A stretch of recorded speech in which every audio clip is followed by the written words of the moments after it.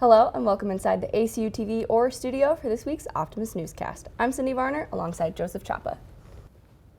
As of Tuesday, COVID-19 cases on campus have started to decline with a total of 19 current active cases. 18 are new cases related to the ACU community.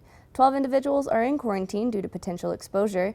A mask mandate is still in effect until after Friday. The mandate involves classrooms, labs, studios, and indoor chapel gatherings. ACU has yet to release a decision on whether to extend the mandate a second time. Worldwide Witness is gearing up for the next set of summer internships in 2022. The Optimist Allie Jones has more on the story. ACU's official mission is to educate students for Christian service and leadership throughout the world. For decades, the university has built up a rich history of service and ministry through a variety of programs. From the local service weekends to the semester-long ministries across the world. At the front of all of these programs has always been the Halbert Center for Missions and Global Service. With the programs available for every type of student, the Halbert Center helps students find the program that can best serve them and help them to prepare for their journey. But within all of these programs lies the idea of going out into the world in order to best serve it. So what happens to a global organization whenever the world shuts down? According to Dodd Roberts, the director of the Halbert Center, they find their purpose. People actually have kind of a difficult time articulating what their purpose is. And so we designed a program that helps students sort that out and how their life aligns with God's mission and what God's purpose is for our lives as His people, and what that might have to do with their career in life. And it's been very well received. This semester, the Halbert Center is not only continuing to offer their Purpose program, but they are also working towards growth through their next set of missions. Yeah, so this year, again, it's a real blessing to be able to help students to begin to have those missions experiences that they've been used to in the past. And so we had one group go to Denver over winter break, and then we have a pre-health group that's going to Guatemala over spring break. And then there are 2 global service trips, 10 to 15 Worldwide Witness students, and then 32 students that are participating in the Wildcat Academics on Mission program. Whether that's getting involved in WHAM or Worldwide Witness, in order to get the most out of their ACU experience, all students are encouraged to get involved in missions. To figure out how you can help the missions program grow, reach out to the Halbert Center today. For The Optimist, I'm Allie Jones reporting. Sing-song preparation is underway with the start of the new semester bringing changes to the annual production. The Optimist Emily Schaefer has more. Sing Song is a huge event here at ACU. We all gather in groups and perform a cappella skits and dancing that we compete with each other. Sing Song has been around since 1957, and a lot of preparation work goes into the show to make it possible. This year I'm in the Siggy Sing Song Act, and we are really excited and we really want to win. So come February, we're going to start putting in about 10 hours of practice each week. We're meeting probably 3 times a week, just so we can really be prepared and just be our best. While excited for Sing Song to be more like normal, news that it wasn't going to be in Moody for the 2nd year in a row has many students upset. Moody is one of the best places to have Sing Song. It's big, but also there's a ton of seats that are viewable by a lot of people. It's not confined, and the scale of it in Moody is huge. It's so fun because you feel like you're part of a production act, a major production act. And there's a lot of moving parts that are really fun. And at the Expo Center, it's not going to be the same. I was definitely really disappointed to hear that we're not doing Sing Song in Moody this year, just because it brings a certain vibe to it, and it's where all the traditions lie. And I just thought after COVID this year that we could finally have something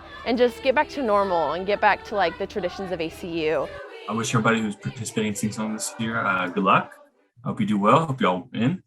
And hope you have a great time doing it and being a part of tradition. For The Optimist, I'm Emily Schaefer reporting. Women's basketball continued on with conference play this past week. Joseph Chapa has more on sports. Joseph? Thanks, Sydney. Track and field had a busy weekend with a trip to Texas Tech and Pittsburgh State.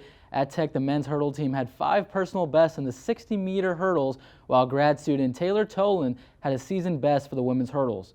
Multiple athletes broke personal records in different categories, including senior Jonathan Ply in the long jump, pushing him into second place in WAC standings in the heptathlon. In Pittsburgh, Kansas, the distant team represented the Wildcats. Junior Irene Rono once again led the women in the 3K group with 5 other teammates placing in the top 14. The next competition for track and field will be the Charlie Thomas Invitational and Multis at Texas A&M this coming weekend. The women's basketball team earned its 900th program win last Thursday with an 88-69 win over the UT RGV Vaqueros. The Wildcats started off giving up a 10-0 run in the beginning, but after an early time out, the team took control with a 22-20 lead going into the second quarter, then going on a 14-0 run. UTRGV could not come back from the large deficit in the second half. The women scored 28 points off of 18 turnovers made throughout the game. Senior guard Maddie Miller led the team with a season high of 18 points, 7 assists, and 5 rebounds. This win moved the Wildcats to the 5th seed in WAC standings. The team moved to 13-7 overall record while being 5-4 in conference play. After breaking a 2-game losing streak, the women then hosted the Lamar Cardinals Saturday, who were 5-3 in conference play, seated right above the Wildcats. The game was a back and forth until the last quarter, with no team gaining a lead larger than 8. There were a total of 6 lead changes and 10 ties throughout the game. The final few minutes of the game told a different story, with the Cardinals scoring a single field goal. ACU received back-to-back wins for the first time since the new year, with the win of 66-54, and the Cardinals shot a measly 16% from the three-point line. Maddie Miller had another productive night, but the leading scorer title went to forward Jamie Bonarens with a total of 17 points.